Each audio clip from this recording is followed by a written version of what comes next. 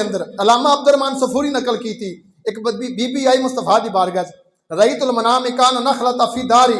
وقات زوجی فی سفری، اس نے آ کے عرض کیتا حضور میں رات خواب دے اندر ویکھیا میرا خامد سفر دے اندر گیا ہے تے میرے گھر دے اندر ایک کھجور دا درخت لگیا ہے جڑا جناب جڑاں وچوں پٹیا گیا ہے،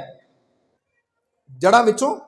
پٹیا گیا، درخت میرے ویڑے چوں پٹیا گیا ہے تے میں خواب ویکھیا ہے تے خامد میرا سفر تے گیا ہے۔ میری سرکار نے فرمایا صبر کر تیرا خامد فوت ہو گیا ہے، یہ جی تعبیر ہے تیرا خامد سفر دے اندر فوت ہو گیا ہے۔ وہ بی بی روندی ہوئی روندی روندی واپس جا رہی ہے تو رستے دے اندر یار غار مصطفیٰ زینت دربار مصطفیٰ پروانہ شم رسالت حضرت سیدنا صدیق اکبر دے نال ملاقات ہو گئی۔ فرمایا قال اذهبی فانک تجتمعین به فی ہذہ اللیلہ، انہیں آکھیا حضور گل لے میں رونی تا آ رہی ہے جدوں آپ نے پوچھیا میں سرکار دے کول گئی سا، سرکار نے مینوں خواب دی تعبیر دسی ہے کہ جناب میرا خاوند فوت ہو گیا ہے تے آپ نے فرمایا بی بی پریشان نہ ہو رات نو واپس آ جائے گا، رات نو کالا قال اذهبی فانک تجتمعین به فی ہذہ اللیلہ، پریشان نہ ہو رات نو واپس آ جائے گا۔ بی بی کہنے لگی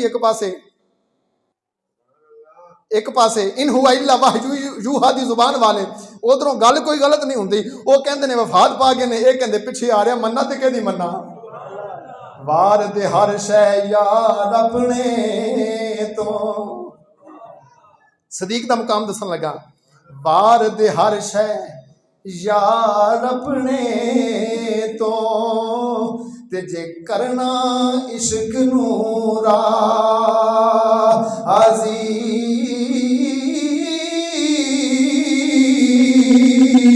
یار دے نام دی اوے نیت کھلو جا، یار دے نام دی اوے نیت کھلو جا، ہاتھ تینوں آکھن عشق نما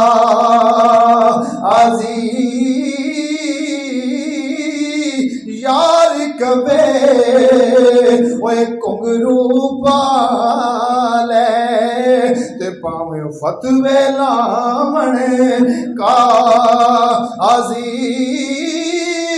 لوگ نیازی اوے رس جن پاویں تے اسیں عشق نو اسیں یار نو کرنا راضی۔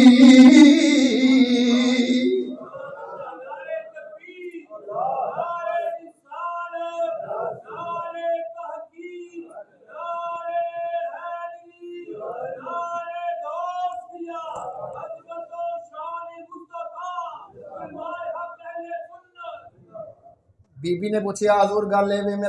میرا خامد سفر تے گیا، امام الانبیاء تاجدار مدینہ ارشاد فرمایا وہ تے دنیا تو چلے گئے نے، سفر تے جناب گئے نے، اگلا سفر شروع ہو گیا ہے، وہ تے جنت دے اندر پہنچ گئے نے، وفات پا گئے نے۔ جناب صدیق اکبر نے فرمایا بی بی پریشان نہ ہو، فقال اذهبی فانک تجتمعین به فی هذہ اللیلہ، بی بی پریشان ہون دی لوڑ کوئی نہیں، اس رات تیرا خامد واپس آ جائے گا۔ جدوں رات پہ گئی بی بی انتظار دے اندر بیٹھی ہے بھئی، جناب صدیق اکبر آکھیا یار غار مصطفیٰ آکھیا یار غار مصطفیٰ آکھیا خامد واپس آ جائے گا۔ رات ادھی گزر گئی، دروازے تے دستک ہوئی، بی بی نے پوچھا من تو کلباب کون ہے دروازے دے اوپر؟ بی بی کہنے لگی کون ہے دروازے دے اوپر؟ ادھی رات دے ویلے میرا دروازہ کون کھڑکاوندا پیا؟ باہروں آواز ماری کرما والی کے دروازہ کھول میں تیرا خامد آپ موجود ہاں،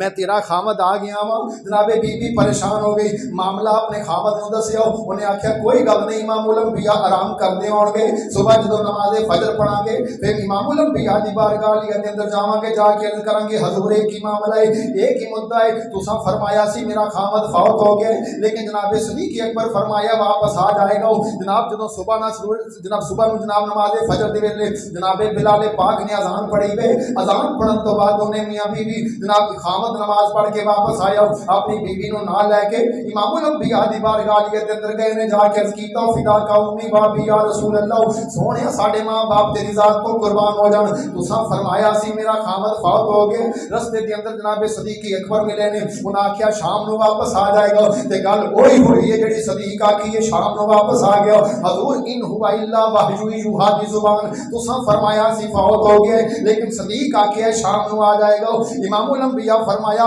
فجا جبریل علیہ السلام فقال یا محمد صلی اللہ علیہ وسلم الذی قلتہ هو الحق ولکن لما قال الصدیق، فرمایا پریشان ہونے دی لوڑ کوئی نہیں، ہنے جبریل امین میرے کو آئے نے، انہوں نے آکھیا ہے محمد صلی اللہ علیہ وسلم ہویا اسی طرح نے جویں تسی فرمایا سی، لیکن صدیق دی زبان دے وچوں نکل چکیا سی تیرا خامد واپس آ جائے گا۔ رب نے فرمایا اسرائیل وہ دی روح واپس کر دے کہ میرے یار دی گل نوں لاج نہ لگ جاوے۔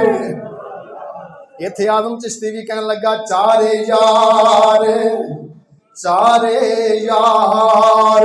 نبی دے سونے، بھئی چارے یار نبی دے سونے، تیرے سے کوئی نہ چارہ ورگا،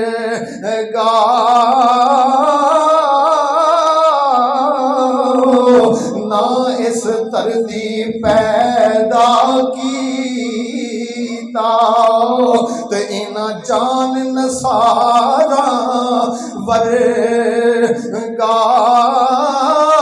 نہ ہویا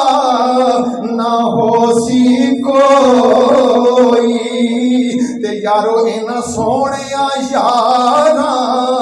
ورگا آزم شان صدیق کی کچھ نئے،